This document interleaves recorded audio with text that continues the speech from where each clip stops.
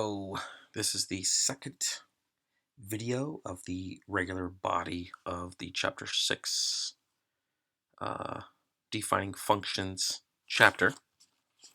And our book, Python Programming, Python 3, Introduction to Computer Science, 2nd edition, John Zelle.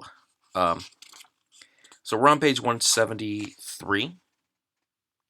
We're doing 6.3 now, future value of a function. So the problem is that the bars of the graph are drawn at two different places in the program. So we want to sort of streamline this. Here is future value graph 2. So we're going to copy and paste this just to save on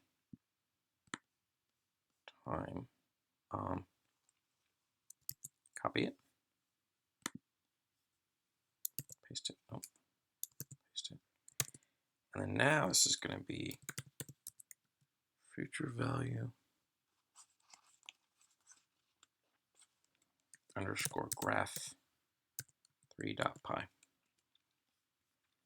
All right. So this is still graph 2. So we're going to change this to 3 here. And then, so it's going to still be this. But before our main function, we're actually going to do def drawbar. It's going to be window, year, and height are going to be our parameters. These three values would be supplied as parameters for the function. So here's the function definition right here.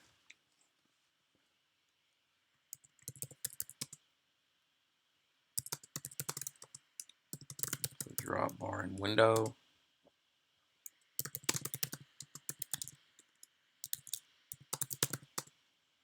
Given year at given height.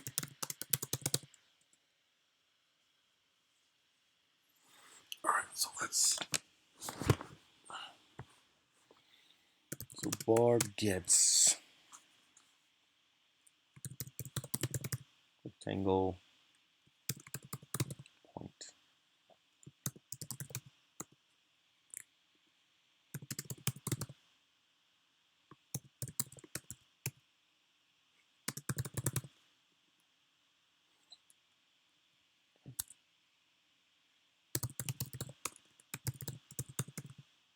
So fill green. Now bar dot set width is going to be 2. And then bar dot draw window. So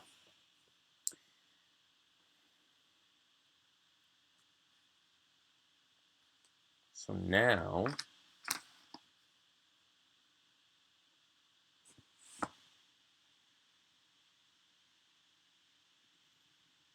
we look at page 174, 175. Make sure that all this is right. Principal APR, top of 175, that's there. And then here, the draw bar.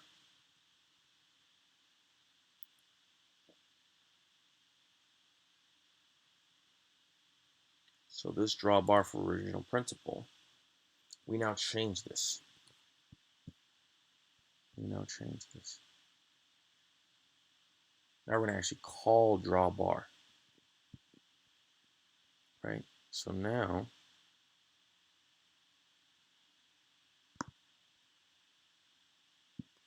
delete all that because that's part of the bar function. And we're going to call draw bar. And we're going to have these three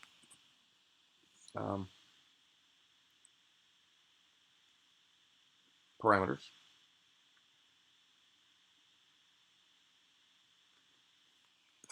It's going to be win, comma 0, comma principal.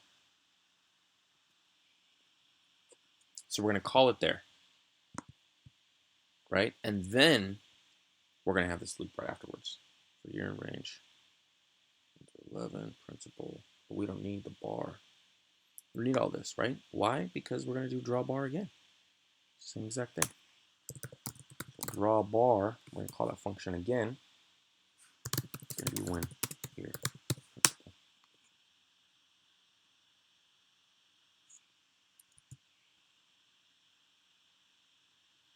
Let's try it. Now on my computer, it shows like a, the spinning wheel of death.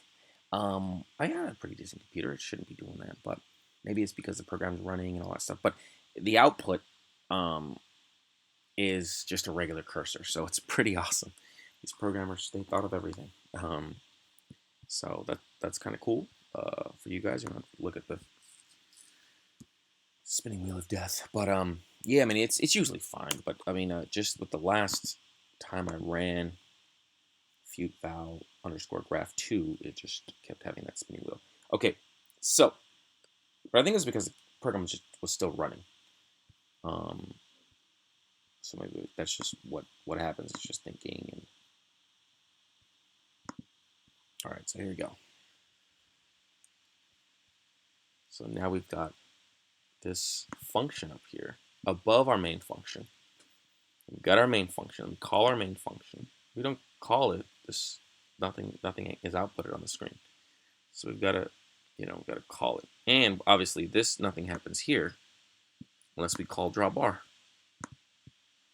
Right? And we call it twice. We call it here. We call it above that.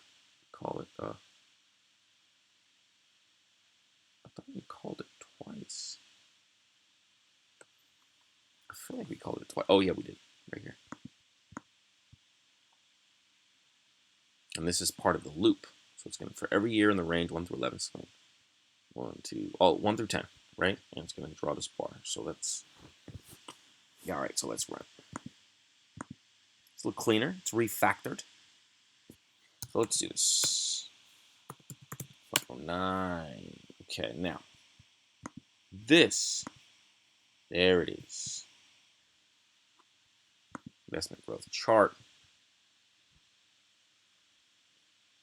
Same, same image. There's stuff on the left side, and these bars increasing, by 0.09%. And press enter to quit. But yeah, it's cleaner. It's more, the drawBar function has eliminated the duplicated code. And if we want to change the appearance of the bars in the graph, we only need to change the code in one spot, which is the definition of drawBar.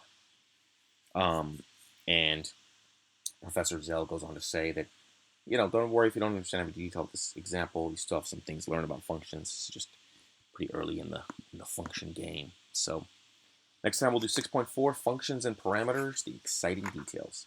Thank you very much.